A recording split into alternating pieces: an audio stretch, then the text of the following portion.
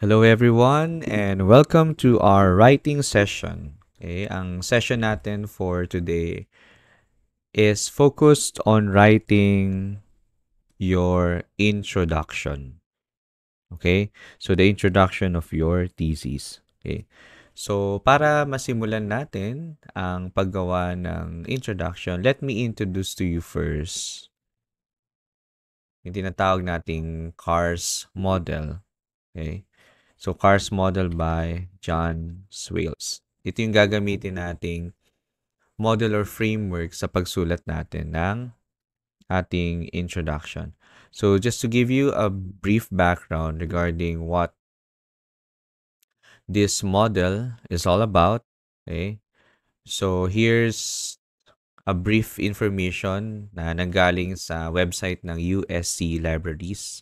Okay? So, according to this site, the CARS model, which means creating a research space, was developed by John Swales based upon his analysis of journal articles representing a variety of discipline-based writing practices. Okay, so it means that this model is based on the usual practice, okay, or the universally accepted practices, okay, of what to put in the introduction section of a paper, especially kung ang research paper ay nagpa-follow na tinatawag nating IMRAD. Okay, IMRAD model. Yung introduction, method, results, and discussion. Okay, framework or model ng pagsulat ng research.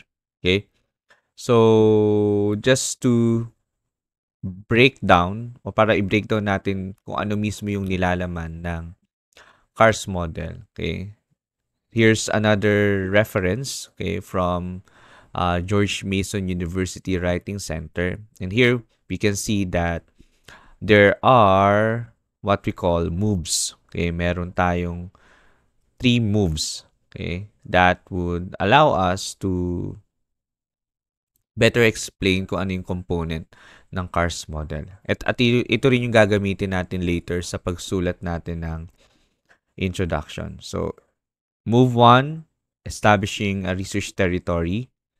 Move 2, establishing a niche. Move 3, occupying the niche. Okay? Then, per move, may tinatawag tayong sub-moves. Yan. So, sa move 1, there are 2. Sa move 2, there are 4. And sa move 3, there are 5. Okay? So, without further ado, let's start writing na the introduction, okay, section of your manuscript or your thesis or your capstone or your paper. Okay? So, whatever type of research na gagawin ninyo, applicable itong CARS model ni John Swales. Okay?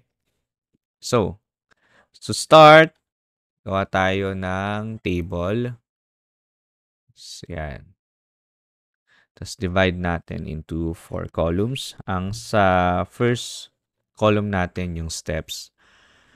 Then, dito ilalagay natin yung academic phrases. Namaya nyo malalaman bakit meron tayong column para sa academic phrases.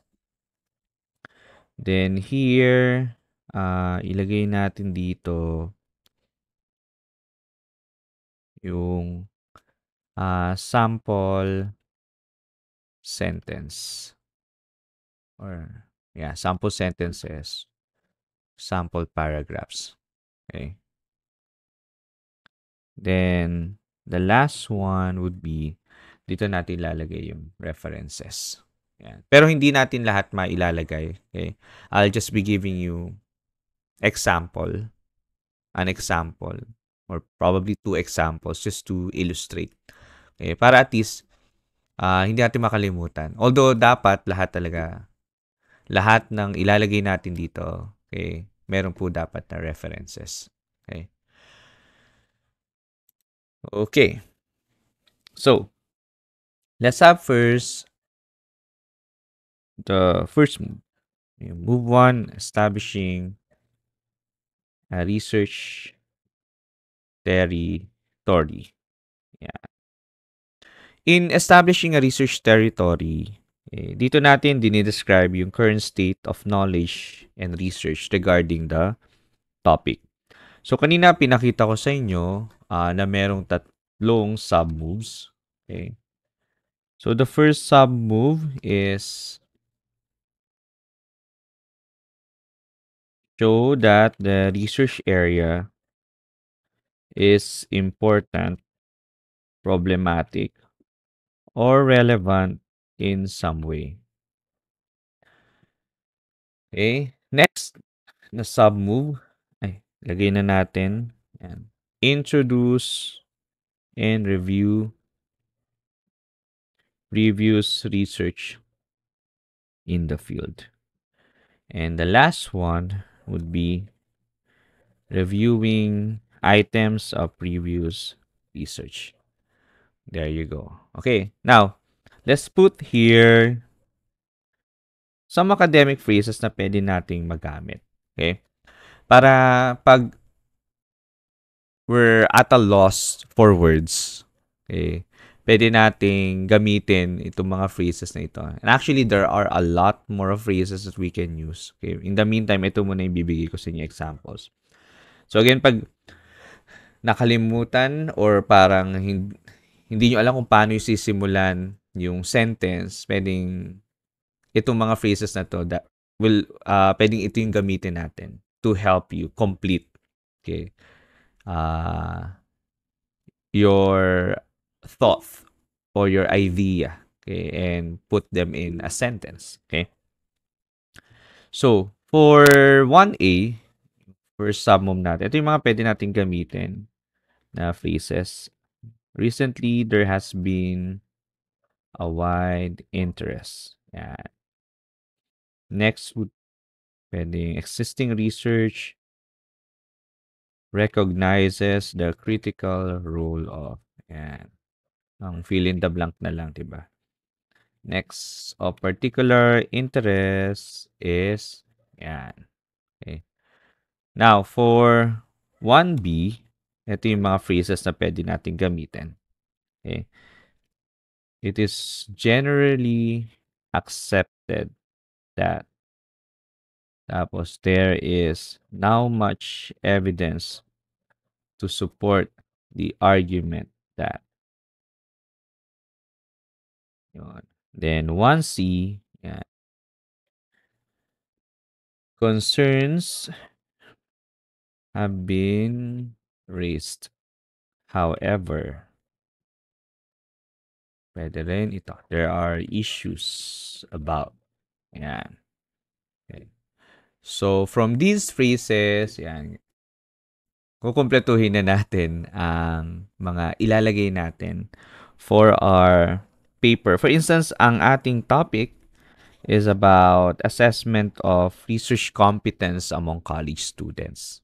Okay?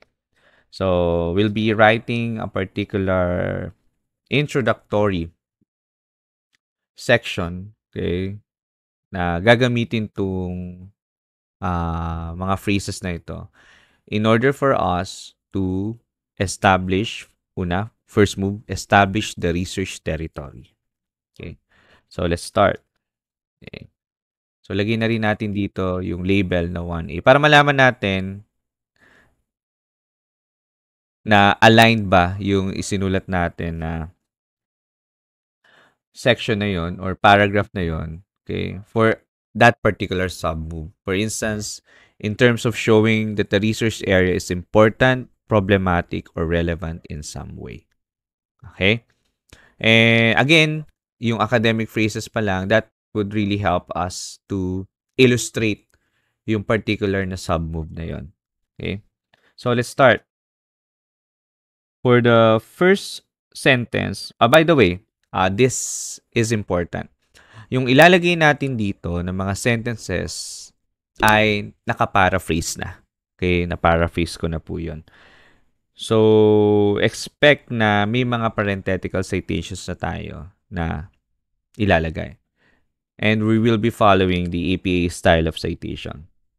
It's important na kapag gumawa kayo ng inyong research paper, kailangan syempre ang mag-a-appear na mismo sa pinaka-final na paper ay may citations. Okay? Na-paraphrase nyo na or na-summarize nyo na at nalagyan nyo ng citation. Okay? Most of the time, ang ginagamit na citation ay parenthetical citation. Okay? Very important po yun. Saka ilalagay nyo rin yung references. Yung references ay nilalagay po sa dulong part ng inyong research paper. Okay? Nire-require po talaga yon. Okay? So, kung ano nag-a-appear dito na, for instance, dito sa column na to, kung anong nag-appear na parenthetical citation dito, may corresponding na reference entry yon. Okay?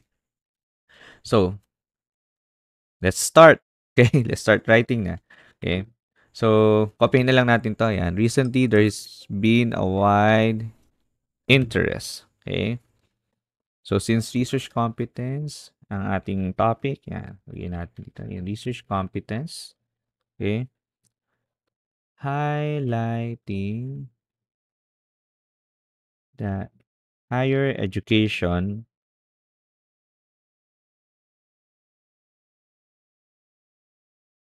is a relevant task of laying the groundwork for producing research-oriented professionals. Oops, wait lang.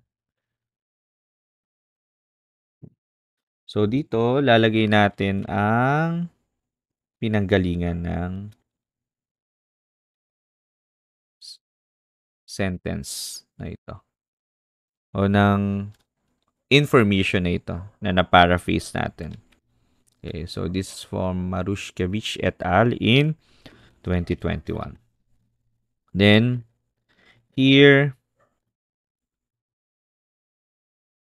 for the second sentence, and existing research recognizes the critical role of universities in implementing their research agenda with promoting students' engagement in research as one of the key goals. Okay. So, itong part na to, pwedeng, ito yung ito yung sentence na pwedeng hindi kayo maglagay ng citation for as long as this is uh, part of your argument. This comes from you. Okay? Kayo mismo yung naglagay dyan and kayo mismo yung nag-isip ng argument na yan. Okay? To support, okay, to back up, and to also be part of the discussion. Okay? No mga information na nilagay ninyo sa introduction ninyo, especially yung mga nilagay ninyo na galing din sa ibang mga authors. Okay? So, pwedeng maging part kayo ng discussion by providing your own argument. And you can only do that kapag nakapagbasa na kayo ng different reference materials. Okay? At probably nakapag-come up kayo with an argument that you think is so important that it should be included in your paragraph. Okay? So, yan.